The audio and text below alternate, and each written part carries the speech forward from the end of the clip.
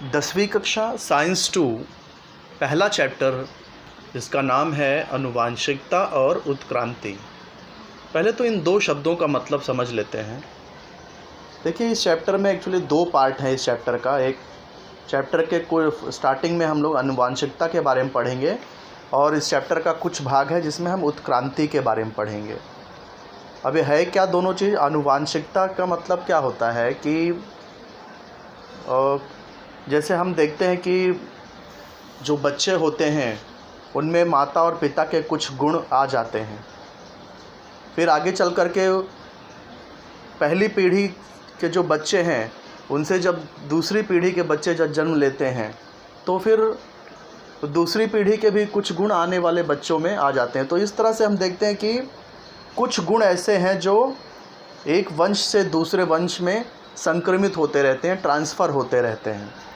तो इसी तरह माता पिता से जो आने वाली पीढ़ी है, यानी कि उनके बच्चों में माता पिता के जो गुण संक्रमित होते हैं, जो ट्रांसफ़र होते हैं, उसे ही आनुवांशिकता कहते हैं। तो हम लोग ये आनुवांशिकता के बारे में पढ़ेंगे इसमें। फिर उसके बारे में हम देखेंगे उत्क्रांति। उत्क्रांति क्या होती है? उत्क्रांति, देखिए, उत्क्रांति है जैसे जीवों का विकास कैसे हुआ। सबसे पहले जलचर प्राणी आए, फिर धीरे धीरे बड़े जलचर प्राणी आए। पहले एक कोशिका वाले जलचर प्राणी, फिर बहुकोशिकी वाले जलचर प्राणी, फिर मछलियाँ आ गईं, फिर धीरे धीरे उभयचर आ गए, फिर धीरे धीरे थलचर प्राणी आने लगे, फिर उसके बाद में थलचर प्राणी के बाद पक्षी, कैसे मतलब विकास होता चला गया, फिर कैसे मनुष्य का विकास हुआ। ये सब उत्क्रांति हैं। तो ये दो टॉपिक्स हैं मुख्य रूप से जो इस चैप्टर में हम लोग पढ़ने वाले हैं। तो आइए सबसे पहले हम लोग ये पढ़ लेते हैं, आनुवांशिकता के बारे में पढ़ते हैं।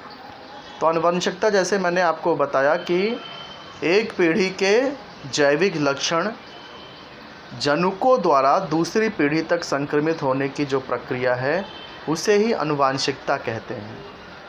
अब ये जनुक का मतलब क्या होता है? जनुक, जिसे इंग्लिश में कहते हैं जीन्स।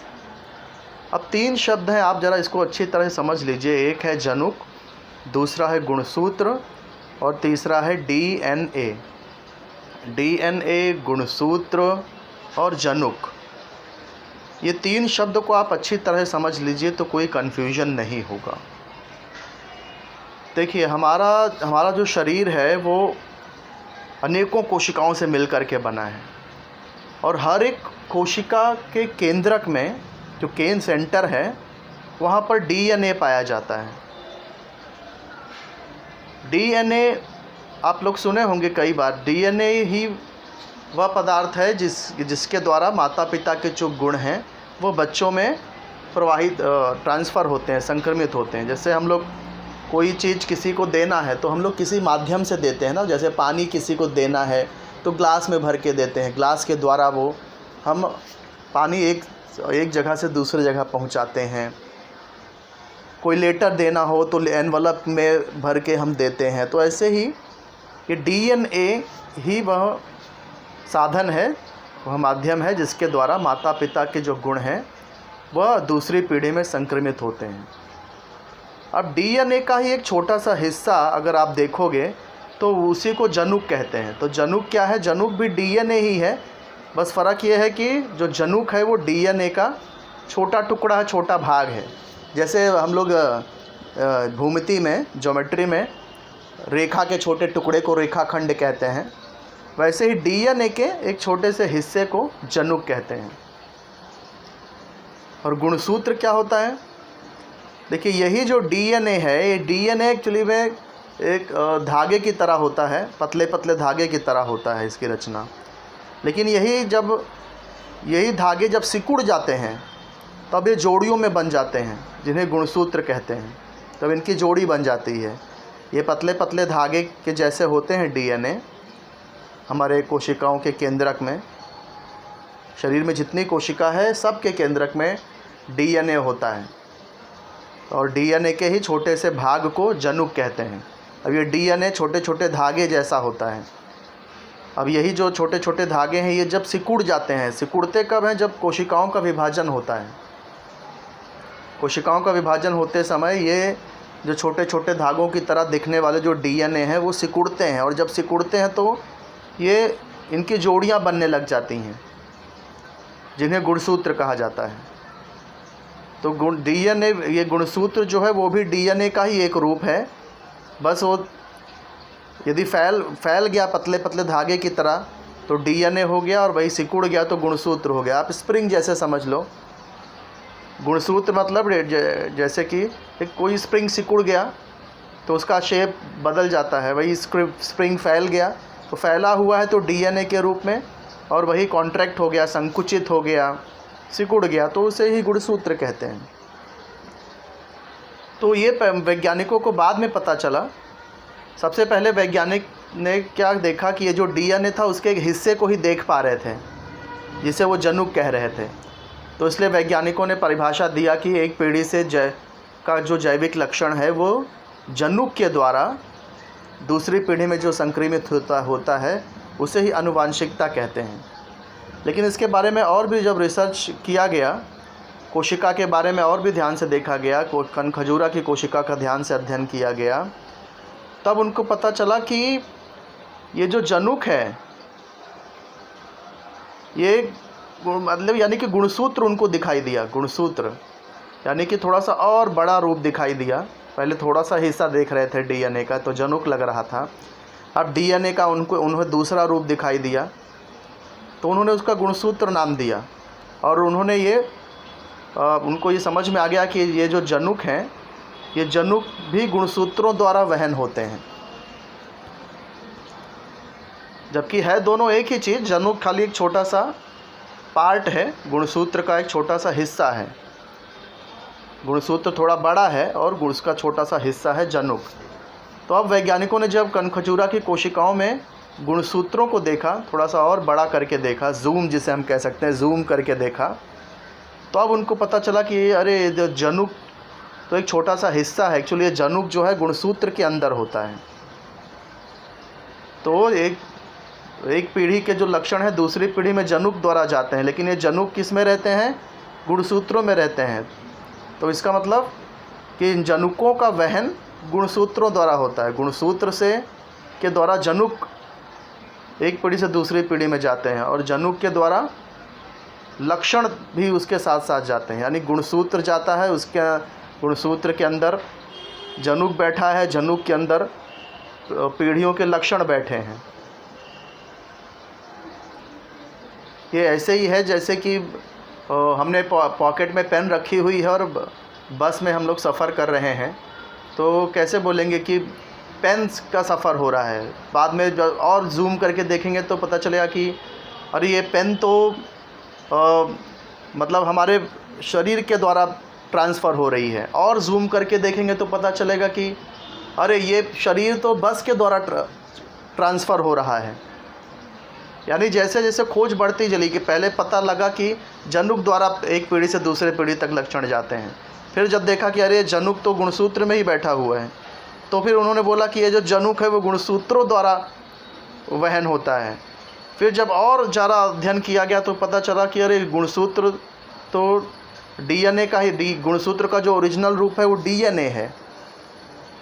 तब उन्होंने ये निष्कर्ष निकाला कि जो आनुवांशिक सामग्री है, जो फाइनल जो आनुवांशिक सामग्री है वो है डीएनए।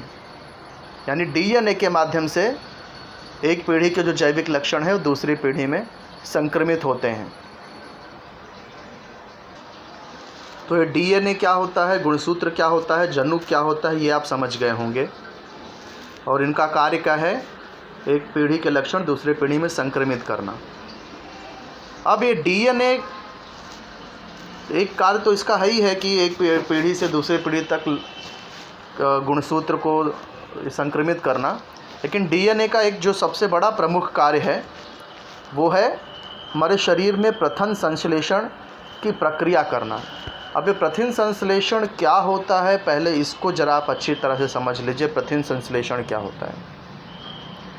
देखिए, हमारे शरीर को प्रथिन की ज़रूरत होती है, प्रोटीन जिसे कहते हैं। प्रथिन यानी प्रोटीन। हमारे शरीर को प्रोटीन की ज़रूरत होती है वृद्धि और विकास के लिए। अब लेकिन हम लोग जो भी चीज़ें खाते हैं, प्रोटीन वाली जो चीज़ें हम लोग खाते हैं, उन चीज़ों से डायरेक्ट प्रोटीन शरीर को नहीं मिल पाता। क्यों नहीं मिल पाता?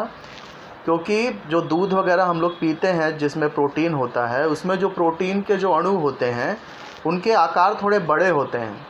उन आकारों को हमारा जो शरीर है वो अवशोषित नहीं कर पाता, एब्जॉर्ब नहीं कर पाता है। तो कैसे फिर प्रोटीन मिलता कैसे है? देखिए, हम लोग जब कोई भी प्रोटीन वाली चीज़ खाते हैं, प्रोटीन युक्त कोई चीज़ खाते हैं, तो वो पचने के बाद वो उसको हमारा शरीर पचा करके, यानी उस प्रोटीन को तोड़ता है, क्योंकि उसके अणु बड़े होते हैं, उसको बारीक करता है, पचाता है। तो जब पचने के बाद वो अमीनो अम्ल में बदल जाता है। फिर ये अमीनो अम्ल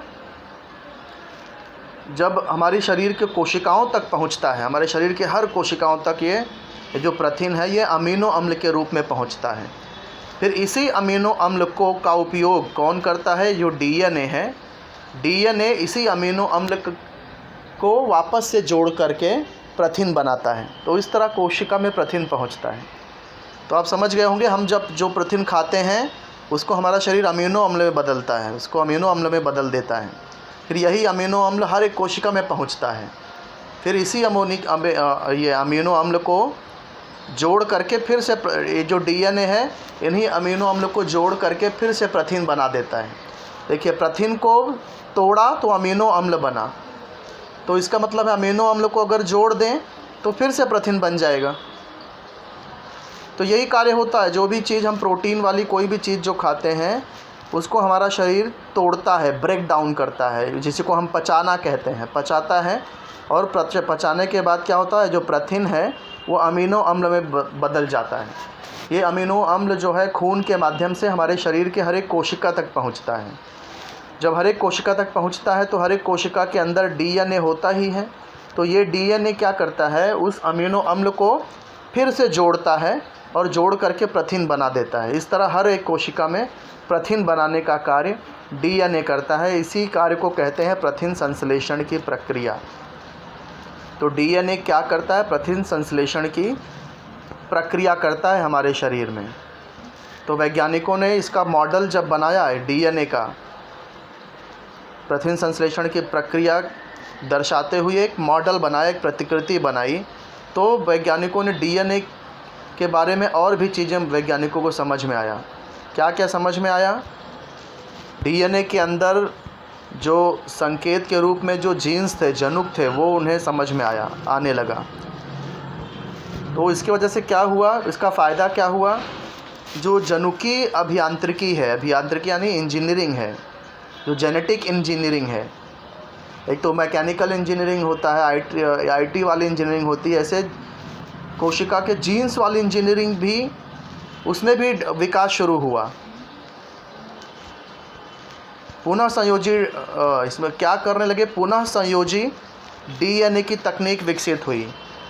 इसका मतलब क्या हुआ कि पुनः संयोजी डीएनए तकनीक क्या है कि जैसे कि कुछ बच्चों में जो आनुवांशिक बीमारियां होती थीं, मतलब डीएनए के अंदर ही कुछ खराबी होती थी जिसके कारण वो जो बीमारी है वो एक पीढ़ी से दूसरे पीढ़ी में चली जाती थी। तो जब वैज्ञानिकों ने डीएनए के बारे में अच्छी तरह से उनको समझ में आ गया, तो अब उनके अंदर ये क्षमता आ गई वैज्ञानिकों के अंदर कि वो डीएनए के जिस पार्ट की वजह से, जिस हिस्से की वजह से समस्या आ रही है, अब उसको वो लोग दुरुस्त करने में सक्षम हो गए। यानी जो आनुवांशिक बीमारियां थी उसको भी अब सॉल्व करने में वैज्ञानिकों को सहायता मिलने लगी।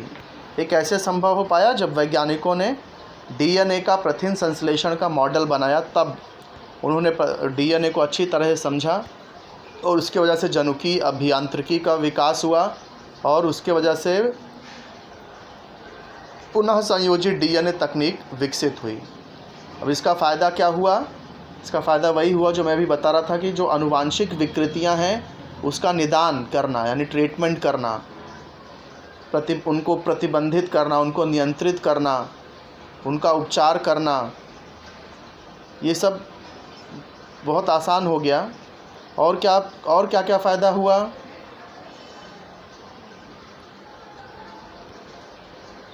उसी प्रकार प्राणी संकर, वनस्पति संकर करने के लिए तथा सूक्ष्म जीवों का जहाँ उपयोग होता था, ऐसे औद्योगिक प्रक्रियाओं के लिए आज आनुवंशिकता का उपयोग होने लगा, यानी अब आनुवंशिकता का और भी उपयोग बढ़ गया। प्राणी संकर का मतलब क्या होता है? प्राणी संकर मतलब दो अलग अलग जातियों को क्रॉस करके एक नई प्रजाति विकसित करना। जैसे गांव में हम लोग देखो कलमी आम खाते हैं, तो कलमी आम है क्या? ये वनस्पति संकर से उत्पन्न हुआ है। दो अलग अलग प्रजाति के आम को क्रॉस किया गया, मिक्स किया गया, तो एक नए प्रकार का डीएनए बना, जिसके कारण एक नए प्रकार का फल मिला। जो हम लोग मार्केट में जो टमाटर जो खाते हैं, देसी टमाटर एक्चुअली बहुत छोटा होता है और उसमें बहुत ज़्यादा जूस भरा होता है। लेकिन मार्केट में जो टमाटर दिखाई देते हैं, बड़े बड़े टमाटर जो होते हैं जिसमें जूस कम होता है, वो सब संकरित है अलग अलग प्रजातियों को, यानी एक तरह टमाटर और आलू के पौधे को क्रॉस करके जो बनता है वो है। तो ये सब कैसे समझ विकसित हुआ? ये जब डीएनए का मॉडल बनाया तो लोगों को डीएनए के बारे में समझ में आया, और फिर जनुकीय इंजीनियरिंग चालू हुई और लोगों को फिर पुनः संयोजी डीएनए तकनीक विकसित हुई, यानी फिर से पुनः संयोजी यानी फिर से संयोग किया जाने लगा, फिर से डीएनए बनाया जाने लगा, एक नए नए प्रकार के डीएनए बनाए जाने लगे।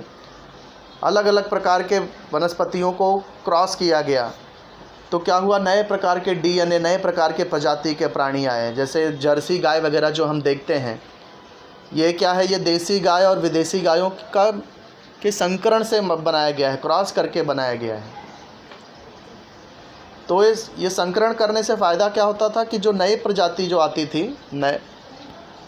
उसका क्वालिटी जो है, गुणवत्ता अच्छी होती थी, बीमारी कम लगती थी, उत्पादन ज़्यादा होता था, ये सब फ़ायदा होता था। फिर सूक्ष्म जीवों का भी उपयोग आनुवंशिकता किया जाने लगा। मतलब सूक्ष्म जीवों का उपयोग कैसे किया जाने लगा, विस्तार से हम लोग पढ़ेंगे बाद में, और विस्तार से नहीं जाऊंगा मैं। तो यहाँ तक आपको बात समझ में आ गई होगी कि पहले वैज्ञानिकों को लग रहा था कि जनुक के द्वारा एक पीढ़ी से दूसरे पीढ़ी में लक्षण संक्रमित होते हैं। बाद में जब उन्होंने कनखजूरा कोशिका को और ध्यान से पढ़ा तो पता चला कि ये जो जनुक है ये गुणसूत्रों के द्वारा एक पीढ़ी से दूसरे पीढ़ी में जाते हैं। और ज़्यादा अध्ययन किया तो पता चला कि एक्चुअली डीएनए ही ये आनुवांशिक सामग्री है जिसके द्वारा एक पीढ़ी से दूसरे पीढ़ी के जो लक्षण हैं वो संक्रमित होते हैं। बाद में डीएनए का मॉडल बनाया गया, तो फिर डीएनए के बारे में और अधिक जानकारी प्राप्त हुई, जिसके कारण ये जनुकीय अभियांत्रिकी का विकास हुआ और पुनः संयोजी डीएनए तकनीक विकसित हुई। इसका फ़ायदा ये हुआ कि जो आनुवांशिक बीमारियां थी उसका इलाज करना, उसको प्रतिबंधित करना, नियंत्रित करना आसान हो गया। और फ़ायदा हुआ कि प्राणी संकर और वनस्पति संकर करने की सुविधा पता चली लोगों को, मनुष्य को, वैज्ञानिकों को। सूक्ष्म जीवों का उपयोग और अधिक किया जाने लगा, औद्योगिक प्रक्रियाओं में भी सूक्ष्म जीवों का उपयोग होने लगा। तो यहाँ तक ये बातें आपको समझ में आ गई होगी। डीएनए एवं आरएनए के प्रकारों की आकृतियाँ बनाकर इसकी जानकारी बताइए। आप 9th के बुक देख लेना, उसमें आपको इसका डायग्राम मिल जाएगा। फिर आनुवांशिक विकृति अर्थात क्या? आनुवांशिक विकृति अर्थात ऐसी विकृति जो एक पीढ़ी से दूसरे पीढ़ी में संक्रमित होते जाती है, उन्हें आनुवांशिक विकृति कहते हैं। अब ऐसी कौन सी विकृति है? आपने 9th में पढ़ा होगा, डाउन सिंड्रोम जैसी कुछ बीमारियां 9th में आपने पढ़ा होगा, यह आनुवांशिक विकृति है। अब हम लोग पढ़ते हैं कि प्रतिलेखन, भाषांतरण और स्थानांतरण क्या होता है। हमने अभी भी ऊपर देखा कि डीएनए का एक प्रमुख कार्य है प्रथिन संश्लेषण करना, यानी हर एक कोशिकाओं में प्रथिन का निर्माण करना। तो ये जो प्रथिन का निर्माण होता है ये 3 स्टेप में होता है। एक होता है प्रतिलेखन, दूसरा होता है भाषांतरण और तीसरा होता है स्थानांतरण। अब इस तीनों को अच्छी तरह से समझ लेते हैं कि ये है क्या। आइए सबसे पहले समझते हैं कि प्रतिलेखन क्या होता है। देखिए बच्चों, हमारे शरीर को अलग अलग प्रकार के प्रोटीन यानी कि प्रथिन की ज़रूरत पड़ती रहती है। तो हमारे कोशिका में जो डीएनए है, उस डीएनए में क्या होता है कि प्रथिन की निर्मित संबंधी जानकारी उसमें संग्रहित होती है कोड के रूप में। यहाँ जनुक लिखा है, जनुक यानी कि वही डीएनए के भाग, डीएनए के जो हिस्से हैं, भागों में कोड के रूप में ये जानकारी संग्रहित होती है कि प्रथिन की निर्मिति के संदर्भ में जानकारी संग्रहित होती है कोड के रूप में। अब जिस समय हमको किसी विशेष प्रकार के प्रोटीन की जब ज़रूरत होती है हमारे शरीर को, हमारी कोशिकाओं को, तो क्या होता है, ये जो डीएनए है ये एमआरएनए का निर्माण करता है। ये डीएनए से ही एमआरएनए का निर्माण होता है। एमआरएनए यानी क्या? Messenger RNA. ये मैसेज पहुंचाने का काम करता है। किसका मैसेज पहुंचाता है? डीएनए का। डीएनए में ये जो मैसेज लिखा होता है प्रोटीन के निर्माण करने की, प्रथिन निर्माण करने का जो मैसेज होता है, डीएनए अपना ये मैसेज एमआरएनए के द्वारा कोशिका के केंद्रक से कोशिका द्रव्य में पहुंचाता है। और कैसे? कोड के रूप में पहुंचाता है। अब ये जो प्रक्रिया है कि डीएनए जो एमआरएनए का जो निर्माण करता है, इस प्रक्रिया को ही प्रतिलेखन कहते हैं। प्रतिलेखन क्यों कहा जा रहा है? क्योंकि यहाँ जो डीएनए है वो अपने प्रोटीन निर्माण संबंधी मैसेज को आरएनए के अंदर लिख रहा है, एक तरह से कोड के फॉर्म में। कोड के रूप डीएनए जो है प्रोटीन निर्माण करने का जो मैसेज है वो किस में लिख रहा है? आरएनए में लिख रहा है, कोड के फॉर्म में, कोड के रूप में लिख रहा है। इसीलिए इसको प्रतिलेखन कहा जा रहा है। हम लोग भी जब कुछ कार्य करना होता है तो पहले एक स्क्रिप्ट तैयार करते हैं, कुछ नोट्स तैयार करते हैं, तब उसके अनुसार कार्य होता है ना। तो सबसे पहले यहाँ लिखा जा रहा है कि इस समय कोशिका में किस प्रकार के प्रोटीन की ज़रूरत है। तो डीएनए अपने ही द्वारा आरएनए का निर्माण करता है और आरएनए में डीएनए का जो प्रोटीन निर्माण करने का जो मैसेज होता है वो आरएनए में कोड के रूप में लिखा होता है। तो इसी प्रक्रिया को डीएनए से आरएनए की बनने की, ये कौन सा आरएनए? एमआरएनए। डीएनए से एमआरएनए बनने की जो प्रक्रिया है उसे ही प्रतिलेखन कहते हैं। ये डीएनए प्रथिन का निर्माण करता तो है, लेकिन ये खुद नहीं करता। ये डीएनए जो है, ये एमआरएनए, टीआरएनए और आरआरएनए, ये 3 आरएनए समझ जाइए इसके नौकर हैं। डीएनए मालिक है और इसके 3, ये डीएनए के 3 नौकर हैं, एमआरएनए, टीआरएनए और आरआरएनए। तो इन्हीं तीनों आरएनए से ही अपना काम करवाता है डीएनए प्रथिन निर्माण का। तो इसका सबसे पहला, सबसे खास जो नौकर है वो है एमआरएनए।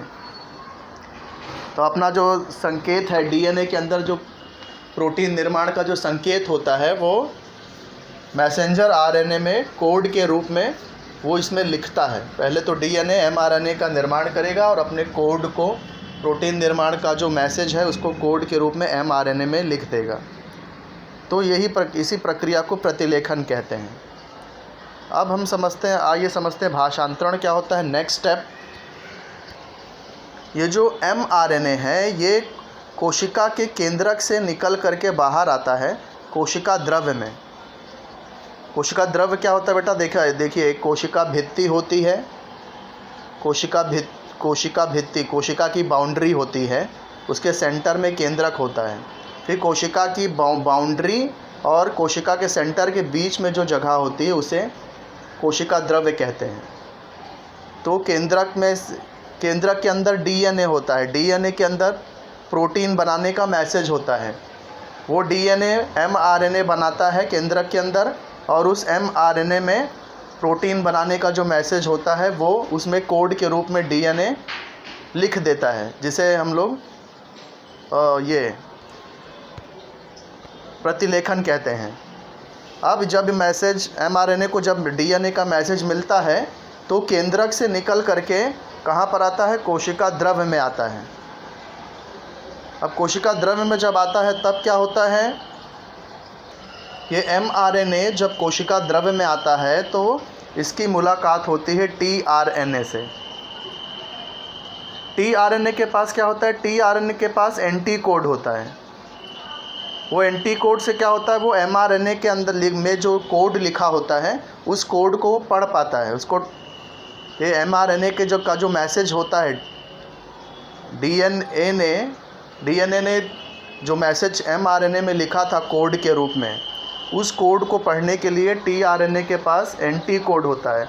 तो tRNA अपने एंटी कोड की मदद से mRNA के मैसेज को पढ़ लेता है और उस मैसेज के अनुसार प्रोटीन निर्माण करने के लिए जिस प्रकार के अमीनो अम्ल की ज़रूरत होती है उसको उस अमीनो अम्ल की पूर्ति करने का काम tRNA करता है। आप पुरानी पिक्चर देखे होंगे, कोई ये जो वहाँ पर जो विलन होते थे वो कैसे एक नक्शे का 2 टुकड़ा होता था, तो एक आधा टुकड़ा एक पार्टी के पास होता था, आधा टुकड़ा दूसरी पार्टी के पास होता था, और जब वो दोनों टुकड़े मैच करते थे और वो मैच हो जाता था तब उनका लेन देन हुआ करता था। ठीक ऐसे यहाँ पर भी है, ये जो mRNA है वो DNA का मैसेज कोड के फॉर्म में लेकर के आता है कोशिका द्रव में। tRNA के पास एंटी कोड होता है, वो इस एंटी कोड की मदद से mRNA के मैसेज को पढ़ता है कि किस प्रकार के प्रोटीन की ज़रूरत है और उसके अनुसार वो अमीनो अम्ल को सप्लाई करता है। तो ये जो क्रिया है इसे बोलते हैं भाषांतरण। भाषांतरण क्यों कर रहे हैं? क्योंकि यहाँ ये जो tRNA है वो mRNA की भाषा को ट्रांसलेट कर रहा है ना। यहाँ पर भाषा का अंतरण हो रहा है, ट्रांसलेशन हो रहा है भाषाओं का। mRNA tRNA की भाषा को tRNA mRNA की भाषा को यहाँ पर ट्रांसलेट करके समझ रहा है, इसी को कहते हैं भाषांतरण। तो mRNA के मैसेज को tRNA समझता है और जिस प्रकार के प्रोटीन की ज़रूरत होती है उसी प्रकार का अमीनो अम्ल ये जो tRNA है वो mRNA को देता है। अच्छा, ये अमीनो अम्ल कहाँ से मिला? हम लोग जो प्रोटीन वाला खाना खाते हैं वो पचने के बाद अमीनो अम्ल ही बनता है और वो खून की मदद से हर एक कोशिका में पहुंचता ही है। और वो किसके पास होता है? tRNA के पास अमीनो अम्ल होता है। तो वो जो mRNA के मैसेज को पढ़ता है और जिस प्रकार के प्रोटीन की ज़रूरत होती है उस प्रकार का अमीनो अम्ल वो mRNA को देता है। तो mRNA का ये मैसेज जो पढ़ता है ये tRNA, इसे ही कहते हैं भाषांतरण। अब आगे क्या होता है देखिए, क्या करना है। अब मैंने आपको बताया था आपको प्रोटीन की ज़रूरत है। प्रोटीन कैसे मिलेगा? इस अमीनो अम्ल के जो अणु हैं इनको हमें जोड़ना पड़ेगा। प्रोटीन के अणुओं को तोड़ा तो अमीनो अम्ल बना, अब उल्टा कर दें, अमीनो अम्ल को जोड़ दें तो फिर से प्रोटीन बन जाएगा। तो अब कैसे बनेगा देखिए मैं बताता हूँ। अब यहाँ पर एक और RNA आ जाता है, rRNA। rRNA के पास 2 चीज़ें होती हैं, एक होता है राइबोसोम और एक होता है पेप्टाइड। पेप्टाइड एक तरह से समझिए, एक तरह से रस्सी जैसा, धागे जैसा है, बांधने का काम करता है। जैसे हमें कोई चीज़ को जोड़ना है तो हम लोग उसको बांधते हैं ना, बांधते हैं, गम से चिपकाते हैं। तो ये जो पेप्टाइड है, पेप्टाइड वो एक बंध का काम करता है, वो अमीनो अम्ल के जो अणु हैं उसे बांधने का काम करता है। अमीनो अम्ल को पेप्टाइड बंध से बांधता है। और दूसरा ये जो राइबोसोम है वो एक तरह से गम की तरह काम करता है, वो अमीनो अम्ल के जो अणु हैं उनको एक तरह से चिपकाता है। तो rRNA का जो राइबोसोम है और जो पेप्टाइड है, पेप्टाइड बंध से अमीनो अम्ल के अणु जुड़ते हैं, राइबोसोम से वो एक दूसरे से चिपकते जाते हैं। तो इससे क्या होता है, ये जो अमीनो अम्ल है वो प्रोटीन में कन्वर्ट हो जाता है, प्रथिन में बदल जाता है। वही बात यहाँ पे समझाई गई है। देखो, tRNA के द्वारा जो अमीनो अम्ल लाया गया है उसे पेप्टाइड बंध से श्रृंखला बनाने का कार्य RNA करता है। इस दरमियान ये जो राइबोसोम है mRNA के एक सिरे से दूसरे सिरे तक एक ट्रिपलेट कोडॉन के अंतर से सरकता है। तो सरकता है तो मतलब एक तरह से गम जैसा ये कार्य कर रहा है। mRNA के ऊपर ये जो राइबोसोम है ये ऐसे सरकता जाता है 3 ट्रिपलेट कोडॉन से। तो एक तरह से ये गम की तरह कार्य करता है और जो tRNA के द्वारा जो अमीनो अम्ल लाया गया था उसे चिपकाने का काम करता है। और इसके पास जो पेप्टाइड बंध होता है उससे इस अमीनो अम्ल के अणुओं को बांधने का काम करता है। अब इसी क्रिया को स्थानांतरण कहते हैं। इससे क्या होता है, प्रथिन की ऐसे अनेक श्रृंखलाएं एक साथ जुड़ती हैं और जटिल प्रथिन के अणु बनते हैं। ये जो अमीनो अम्ल था, इसको जब पेप्टाइड बंध से बांध तो आरएनए के अंदर जो पेप्टाइड बंध होता है और जो राइबोसोम होता है, इनकी मदद से ये जो अमीनो अम्ल है, ये इसके अणुओं को एक बार फिर से संगठित किया जाता है। एक बार फिर अमीनो अम्ल के अणुओं को एक बार जोड़ा जाता है और जोड़ करके फिर वापस वो प्रथिन में उसको बदला जाता है। इसी को बोलते हैं प्रथिन संश्लेषण। अब ये जो प्रथिन बनता है, ये प्रथिन सजीवों के शरीर में विविध कार्य संपन्न करते हैं और सजीवों के स्वरूप का नियंत्रण करते हैं। तो यहाँ पर ये ख़त्म हो गया प्रथिन संश्लेषण का टॉपिक। अब आनुवांशिकता को लेकर के ही थोड़ा सा डिस्कशन है कि सजीवों में जनुकों के कारण ही वे अपने जैसे सजीवों का निर्माण करते हैं तथा उनमें से ही कुछ जनुक जैसे के वैसे अगले पीढ़ी में संक्रमित होते हैं। ये जनुक बोलो, गुणसूत्र बोलो, डीएनए बोलो, एक ही बात है। तो जनुक के द्वारा ही एक पीढ़ी से दूसरी पीढ़ी में जो गुण है वो संक्रमित होते रहते हैं और इसके कारण माता पिता के कुछ आनुवांशिक गुणधर्म उनके संतान में आते हैं। इसके कारण जनुक के कारण, गुणसूत्रों के कारण, डीएनए के कारण। परंतु कभी कभी क्या होता है कि ये जो जनुक हैं, इसमें कुछ अचानक परिवर्तन आ जाता है। यानी जनुक यानी कि डीएनए का छोटा सा हिस्सा, इसमें कुछ बदलाव आ जाते हैं अचानक। जनुक का कोई न्यूक्लियोटाइड अचानक अपनी जगह बदल देता है। जनुक जो है वो 4 प्रकार के न्यूक्लियोटाइड से बने हैं। इस पर मैंने विस्तार से इस पर चर्चा नहीं किया था। न्यूक्लियोटाइड आप देखिए यहाँ से समझ सकते हैं। इसमें देखिए छोटे छोटे जो अक्षर लिखे हैं, टी यानी कि थाइमन होता है, थाइमिन। ए यानी एडेनिन, सी यानी साइटोसाइनिन और जी यानी गुआनिन। तो इस तरह से ये न्यूक्लियोटाइड होते हैं जनुक में, डीएनए में या गुणसूत्र में कह लीजिए। अब क्या होता है कि किसी कारणवश जनुक का कोई न्यूक्लियोटाइड अचानक अपनी जगह जब बदल देता है, तो इस कारण से छोटा सा परिवर्तन होता है। वह परिवर्तन अर्थात उत्परिवर्तन, उस परिवर्तन को क्या बोलते हैं, उत्परिवर्तन, जिसे म्यूटेशन भी कहा जाता है। अब उसकी वजह से क्या होता है, इसके वजह से ये उत्परिवर्तन कभी सूक्ष्म तो कभी लक्षणीय होता है। यानी कभी कभी बहुत मामूली होता है, पता नहीं चलता है, लेकिन कभी कभी वो इतना ज़्यादा होता है कि उसके लक्षण दिखाई देने लग जाते हैं।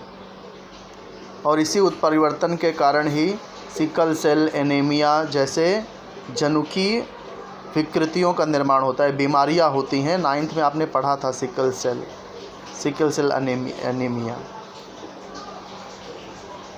तो यह सतत चलने वाली अखंड प्रक्रिया है तथा यह डार्विन के प्राकृतिक चयन के सिद्धांत का समर्थन करती है।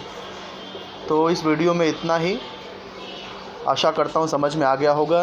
अगर अभी भी कोई डाउट हो तो आप मुझसे संपर्क करिए, आपके डाउट को क्लियर करने की पूरी कोशिश करूँगा। धन्यवाद।